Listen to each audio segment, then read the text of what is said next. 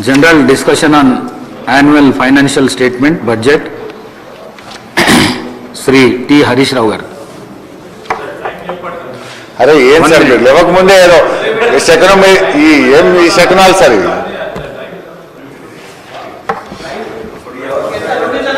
3 hours sir. Budget కంటే ఎక్కువ ఏం ఇంపార్టెంట్ ఉంటుంది సార్ ఈ హౌస్ కు? బడ్జెట్ కంటే ఇంకా ముఖ్యమైనది ఏమైనా ఉంటుందా సార్? అధ్యక్ష, ముందుగా బడ్జెట్ పై మాట్లాడేందుకు మాకు అవకాశం ఇచ్చినందుకు మీకు ధన్యవాదాలు తెలియజేస్తూ, రాష్ట్ర ఉప ముఖ్యమంత్రి వర్యులు గౌరవ ఆర్థిక శాఖ మంత్రి వర్యులు బట్టి విక్రమార్క గారు 4వసారి ఈ సభలో వార్షిక బడ్జెట్ను ప్రవేశపెట్టినందుకు వారికి నా హృదయపూర్వక శుభాకాంక్షలు. అధ్యక్ష, బడ్జెట్ అంటే కేవలం అంకెల గారడి కాదు. ఇది ప్రభుత్వం తన ఆర్థిక సామాజిక లక్ష్యాలను చేరుకోవడానికి దానికోసం ఎంచుకున్న మార్గానికి బడ్జెట్ ఒక నిలువుటద్దం. బడ్జెట్లో రాసే ప్రతి అక్షరానికి, ప్రకటించే ప్రతి అంకెకు కట్టుబడి ఉన్నప్పుడే ఆ ప్రభుత్వానికి విశ్వసనీయత ఉంటుంది. కాంగ్రెస్ ప్రభుత్వం అధికారంలోకి వచ్చి ఇప్పటికి దాదాపు 2.5 సంవత్సరాలు అవుతా ఉంది అధ్యక్ష. అంటే 5 ఏళ్ల కాలంలో సగం కాలం ముగిసింది. ఇప్పటికే 3 బడ్జెట్లు అయిపోయినాయి. ఇంకొకటి మాత్రమే పూర్తి స్థాయి బడ్జెట్ ఈ కాంగ్రెస్ ప్రభుత్వానికి మిగిలి ఉన్నది అధ్యక్ష. గత బడ్జెట్లో ఇచ్చిన హామీలు ఏమైనాయి, చేసిన కేటాయింపులు క్షేత్రస్థాయికి చేరాయా అని ఆత్మవిమర్శ చేసుకోవాల్సినటువంటి అవసరం ఉంది అధ్యక్ష. కానీ బట్టి గారు నిన్న ప్రవేశపెట్టిన బడ్జెట్ చూస్తూ ఉంటే అధ్యక్ష, ఈ ఆత్మవిమర్శ చేసుకున్నట్టుగా నాకు కనిపించడం లేదు అధ్యక్ష. అందుకే ఈ బడ్జెట్ మీద మాట్లాడే ముందు బట్టి గారు గతంలో ప్రవేశపెట్టిన 3 బడ్జెట్ ప్రసంగాల యాక్షన్ టేకన్ రిపోర్ట్ను ముందుగా నేను మీ ద్వారా సభ ముందు ఉంచదలుచుకున్న అధ్యక్ష. తర్వాత నేను ఈ సంవత్సరం బడ్జెట్లోకి వస్తాను అధ్యక్ష. బట్టి గారు బహుశా మీ దగ్గర పుస్తకాలు ఉండే ఉంటాయి. గతంలో మీరు ఈ హౌస్లో ప్రసంగించినటువంటి 3 పుస్తకాలు మీ దగ్గర ఉన్నాయా? లేదంటే పంపించమంటే నేను పంపిస్తాను సార్. ఎందుకంటే నేను మాట్లాడేది వేగంగా మాట్లాడను. మీ పుస్తకాల సారాంశంలో మీరు చెప్పినటువంటి మాటలను ఉటంకించే నేను మాట్లాడడం జరుగుతుంది అధ్యక్ష. అధ్యక్ష, 2024-25 అధ్యక్ష బడ్జెట్ ప్రసంగంలో 24-25 బుక్ అధ్యక్ష, పేజ్ నంబర్ 7 అధ్యక్ష. ఇందులో బట్టి గారు ఏమన్నారంటే అధ్యక్ష, మేమిచ్చిన హామీలు ఎన్నికల్లో ఏదే విధంగా గెలవాలనే ఉద్దేశంతో ఇచ్చినవి కావు, ప్రజల గుండె చప్పుళ్లకు స్పందించి రూపొందించినవే. మా హామీలు అలవి కాని హామీలని ప్రతిపక్షాలు పదే పదే విమర్శలు చేస్తుండడం గమనార్హం. సంకల్ప బలం, చిత్తశుద్ధి, సమర్థత, నిజాయితీ పునాదులుగా నిర్మితమైన మా ప్రభుత్వానికి అలవి కానివి లేనే లేవని నిరూపించాను అని బడ్జెట్ ప్రసంగంలో బట్టి గారు సెలవిచ్చారు అధ్యక్ష. మొదటి బడ్జెట్ ప్రసంగం వారు చెప్పడం వెనక వీళ్ళంతా బల్లలు కూడా కొట్టారు అధ్యక్ష, చాలా గట్టి కొట్టారు అధ్యక్ష. అధ్యక్ష, నేను ఒకటి అడుగుతున్నా అధ్యక్ష, మరి 2.5 ఏళ్లు గడిచిన మీ గ్యారంటీలు ఎందుకు అమలు కాలేదు? మీ సంకల్ప బలం సడలిందా? మీకు చిత్తశుద్ధి కొరవడిందా? నిజాయితీ లోపించిందా? ఎన్నికల మేనిఫెస్టోలో చెప్పిన హామీలు అలవికాని హామీలుగా మార్చింది ఎవరు? మీరు కాదా? నేను ఊరికే మాట్లాడడం లేదు అధ్యక్ష, లేనిపోని అసలే చెప్పడం లేదు అధ్యక్ష. ఓటాన్ అకౌంట్తో సహా 3 బడ్జెట్ ప్రసంగాల్లో చెప్పిన మాటలు, మేనిఫెస్టోలో ఇచ్చిన హామీల ప్రాతిపదికగానే మాట్లాడుతున్నాను అధ్యక్ష. మీ బడ్జెట్ల తీరును 3 ముక్కల్లో చెప్పాలంటే అధ్యక్ష, extravagant promises in the manifesto, inadequate allocations in the budget and lack of ground level execution. మేనిఫెస్టోలోనేమో ఆకాశమంత హామీలు, బడ్జెట్లో అసంపూర్తిగా నిధులు, క్షేత్రస్థాయిలో అరకొరగా అమలు అధ్యక్ష. అధ్యక్ష, వీరు ఒక్కొక్క శాఖల వారీగా బట్టి గారు గత బడ్జెట్ ప్రసంగాల్లో ఏం చెప్పారో ఒకసారి చూద్దాం అధ్యక్ష. వ్యవసాయం గురించి అయితే చాలా చెప్పారు అధ్యక్ష. మన్నుల నుంచి అన్నం తీసి మనందరినీ కడుపు నింపే నిజమైనటువంటి లోక బాంధవులు రైతులు అధ్యక్ష. ఆ రైతన్నల కోసం గత బడ్జెట్ కేటాయింపులు, వాటి అతిగతి ఏమైందో ఒక్కసారి చూద్దాం అధ్యక్ష. 2024-25 అధ్యక్ష బడ్జెట్ ప్రసంగం 13వ పేజీలో అధ్యక్ష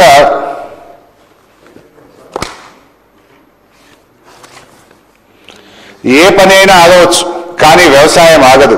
everything can wait but not agriculture అని జవహర్లాల్ నెహ్రూ గారిని ఉటంకిస్తూ భట్టి గారు తన బడ్జెట్ ప్రసంగంలో చెప్పారు అధ్యక్ష. కానీ అధ్యక్ష, వ్యవసాయం ఆగదు కానీ వ్యవసాయానికి ఇచ్చే సాయం మాత్రం ఆగుతుంది అనే కొత్త అర్థాన్ని గౌరవనీయులు భట్టి గారు ఇచ్చారు అధ్యక్ష. అంటే భట్టి గారి మాటలకు అర్థాలే వేరైపోయినాయి అధ్యక్ష. ఎందుకంటే అధ్యక్ష, వ్యవసాయం ఆగలేదు కానీ రైతు భరోసా ఆగింది, పంటల బోనస్ ఆగింది, పంటల బీమా ఆగింది, ఎరువులు విత్తనాల సరఫరా ఆగింది, చివరికి అప్పుల బాధ తాళలేక ఎంతో మంది అన్నదాతల గుండె చప్పుడే ఆగింది అధ్యక్ష. అధ్యక్ష, రుణమాఫీ అధ్యక్ష, మొదటి బడ్జెట్ లో బుక్ అధ్యక్ష, పేజ్ నెంబర్ 15 అధ్యక్ష. మొదటి బడ్జెట్ బుక్ లో పేజ్ నెంబర్ 15 లో భట్టి గారు ఏమన్నారో చదువుతున్నాను అధ్యక్ష.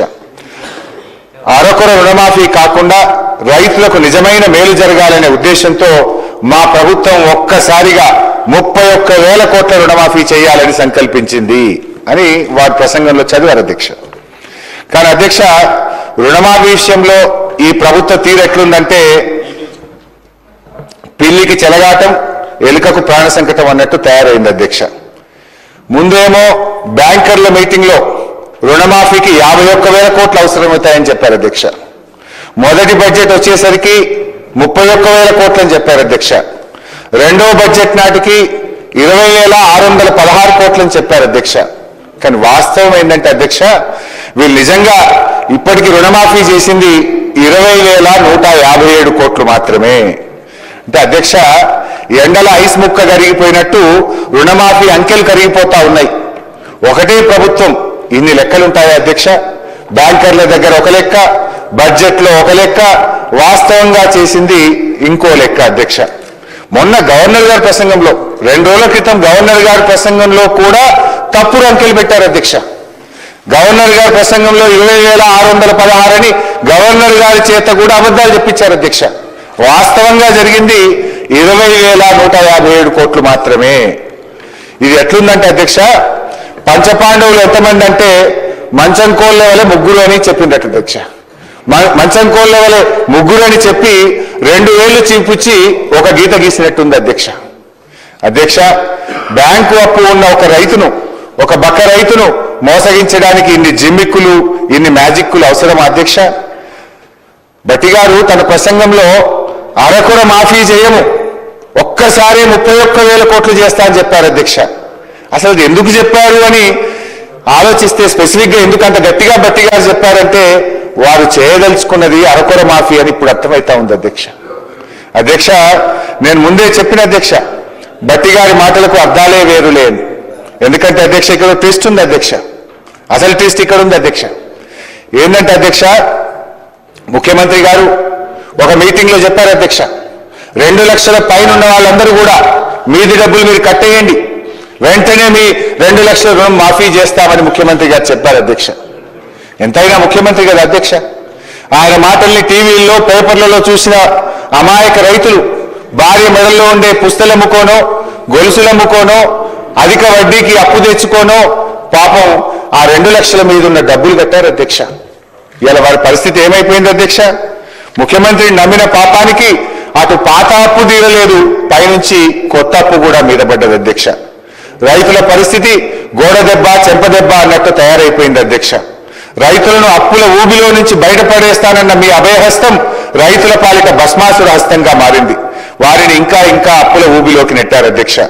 అధ్యక్ష, నా నియోజకవర్గం సిద్దిపేటలోనే 2 లక్షల లోపు రుణమాఫీ కాని రైతులు 10,217 మంది ఉన్నారు.